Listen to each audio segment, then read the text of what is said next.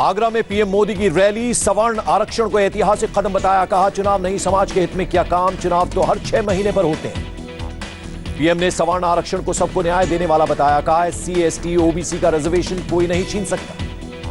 PM Modi ने SP BSP पर साधा निशाना, कहा जो एक दूसरे को मुंह देखने को तैयार नहीं थे वो चौकीदार को देखकर डर जाते हैं। सोलापुर की रैली में मोदी का कांग्रेस पर हमला, कहा राफेल की जगह दूसरे विमान के लिए लॉबिंग कर रहा था मिशेल मामा।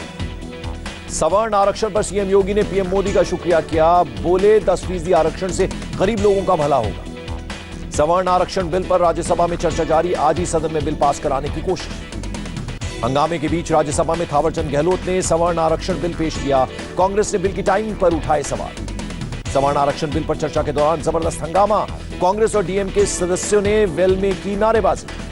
कपिल सिब्बल ने कहा हमेशा जल्दबाजी में रहती है मोदी सरकार, 8 लाख आय तक इनकम टैक्स भी माफ करने की मांग। रविशंकर प्रसाद ने बिल को स्लॉग ओवर का छक्का बताया, पूछा कांग्रेस 2010 में क्यों नहीं ला पाई बिल। बीएसपी के सतीश चंद्र मिश्रा ने बिल का समर्थन किया, पूछा प्रमोशन में आरक्षण का बिल अब तक क्यों नहीं आया। समाजवादी पार्टी ने राज्यसभा में बिल का समर्थन किया, रामगोपाल यादव ने कहा जब नौकरी नहीं तो आरक्षण का क्या फायदा। अमित शाह ने मेरिट की बात करने वालों पर साधा निशाना, कहा जब मुस्लिम आरक्षण लेकर आए थे तब मेरिट याद नहीं आई। राज्यसभा में मौजूदा सांसदों की संख्या 244, बिल पारित कराने के लिए 2/3 सांसदों यानी 163 वोटों की जरूरत। 1 फरवरी को संसद में पेश होगा अंतरिम बजट, 31 जनवरी से 13 फरवरी तक चलेगा बजट सत्र। जयपुर की रैली में राहुल ने कहा राफेल पर संसद में चर्चा से भाग गए पीएम, सवर्ण आरक्षण पर साधी चुप्पी। बीट की जनसभा में उधम ने पीएम पर साधा निशाना, कहा योजनाओं की घोषणा नहीं उसे पूरा करके दिखाएं। दिल्ली में राहुल गांधी और शरद पवार के बीच मुलाकात, महाराष्ट्र में गठबंधन को लेकर चर्चा। लखनऊ में समाजवादी पार्टी के ऑफिस के बाहर लगा अखिलेश और मायावती का पोस्टर, लिखा हमारे पास गठबंधन और बीजेपी के पास सीबीआई।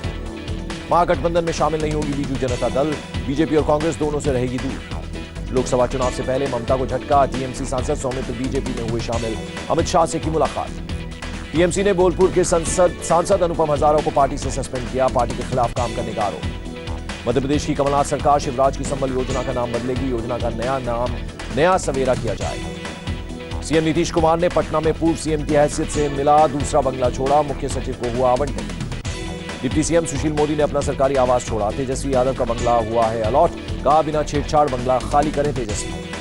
पुंछ सेक्टर में पाकिस्तान की तरफ से भारी गोलाबारी, 48 घंटे में 4 बार किया सीज फायर का उल्लंघन, भारतीय सेना ने दिया जवाब। पाकिस्तान पर बिना नाम लिए सुषमा स्वराज का हमला, कहा कुछ देशों ने अपनी सहूलियत के लिए आतंकवाद को बनाया हथियार। आर्मी चीफ ने सोशल मीडिया पर लगाम की वकालत की, कहा कश्मीर के युवाओं को गलत जानकारी देकर बनाया जा रहा है कट्टर। 2010 के आईएएस टॉपर शाह फैजल कश्मीर में मारकाट और मुसलमानों को दरकिनार किए जाने से नाराज, नौकरी से देंगे इस्तीफा। अमरोहा के सैदपुर इम्मा गांव में पहुंची एनआईए की टीम, गांव के युवकों की गतिविधियों पर शक की घेरे में। अरुणाचल में भारत चीन बॉर्डर से जासूसी के शक में एक शख्स गिरफ्तार, सेना से जुड़ी कई तस्वीरें बरामद। तिरुवनंतपुरम में आरएसएस के दफ्तर पर छापा, केरल पुलिस के मुताबिक तलवार समेत कई हथियार जब्त किए गए। 77 दिन बाद आज ड्यूटी पर लौटे सीबीआई डायरेक्टर आलोक वर्मा, हेडक्वार्टर जाकर संभाला कार्यभार। आलोक वर्मा का केस देखने के लिए सीबीआई ने खुद को सिलेक्शन कमेटी से अलग किया, अपनी जगह जस्टिस सीकरी को नॉमिनेट किया। ट्रेड यूनियनों ने आज भी भारत बंद कराया, कलकत्ता में सड़क पर उतरे सीपीएम कार्यकर्ता, हावड़ा में रेलवे ट्रैक जाम किया। दिल्ली में बीते साल अपराध में 6% का इजाफा, पुलिस का दावा गंभीर अपराधों में आई कमी। मुंबई में भारत ऑस्ट्रेलिया सीरीज पर सट्टा लगा रहा बुकी गिरफ्तार, पूछताछ में कई क्रिकेटर्स और फिल्म स्टार से बताई खरीद। नागपुर में एक निर्माणाधीन अस्पताल में लगी आग, दमकल की टीम ने हालात पर पाया काबू। ग्रेटर नोएडा में महिला ने पति पर लगाया धन परिवर्तन कराने का आरोप, मारपीट के बाद कैश और सामान लेकर फरार। यूपी के सोनभद्र में अवैध खनन के खिलाफ गांव वालों का हंगामा, तोड़फोड़ के बाद कई गाड़ियों में लगाई आग। जौनपुर में स्वास्थ्य विभाग के 2 कर्मचारी गुटों में मारपीट, झड़प में कई महिलाएं भी घायल। रायबरेली में पुजारी की हत्या मामले में मुख्य आरोपी की बेटी का प्रदर्शन, सीबीआई जांच की मांग। कन्नौज में क्राफ्ट मेले में आग लगने से 4 दुकानें खाक, करीब 10 लाख का नुकसान। बद्रीनाथ धाम में 1.5 फीट तक बर्फ जमी, 3 दिन बाद भी नहीं खुल पाई जोशीमठ औली रोड। चीन के 2 दिन के दौरे से वापस नॉर्थ कोरिया लौटे Kim Jong, Beijing railway station से ट्रेन से हुए रवाना।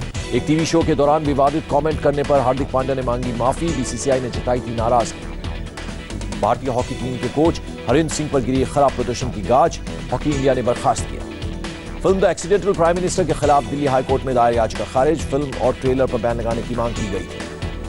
और रणबीर आलिया की फिल्म गली बॉय का ट्रेलर लॉन्च, स्ट्रीट रैपर के स्ट्रगल की कहानी।